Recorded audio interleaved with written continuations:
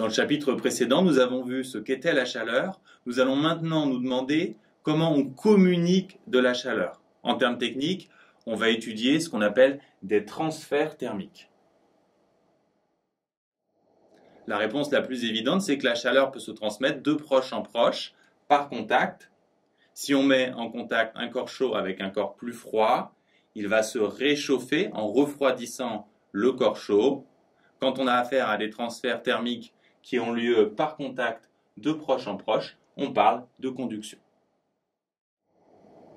Est-ce que c'est le même principe qui explique comment se réchauffe de l'eau contenue dans une casserole chauffée par le bas, par exemple par une plaque électrique? À première vue, on a envie de répondre oui, mais ce n'est pas le cas. En fait, ce qui se passe, c'est que l'eau du bas de la casserole, qui est plus chaude que le reste de l'eau, est aussi plus légère. Donc, elle va monter dans la casserole et inversement, l'eau de surface, qui est plus froide, donc plus dense, va redescendre. Il va se créer des courants qui vont expliquer comment se réchauffe l'eau de la casserole. Ce type de transfert thermique par circulation dans les fluides s'appelle convection.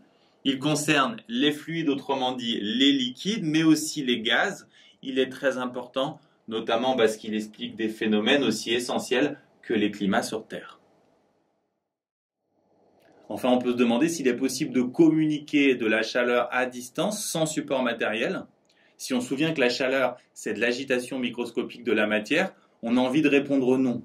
Et pourtant, dans la vie de tous les jours, on a un exemple très concret qui nous prouve le contraire.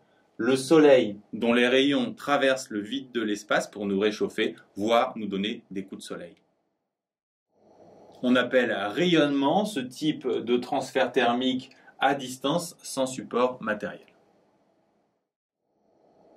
Il est essentiel d'avoir en tête que dans les situations concrètes, les transferts thermiques peuvent s'accumuler. Par exemple, si vous voulez chauffer une pièce avec un radiateur, le radiateur va chauffer les films d'air qui l'entourent par conduction, puis les films d'air chaud vont s'élever et tourner dans la pièce qui va se réchauffer par convection.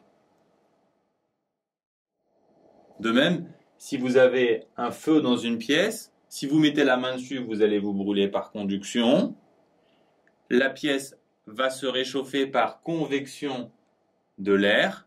Et puisque le feu, c'est de la lumière, il y a aussi transfert thermique par rayonnement.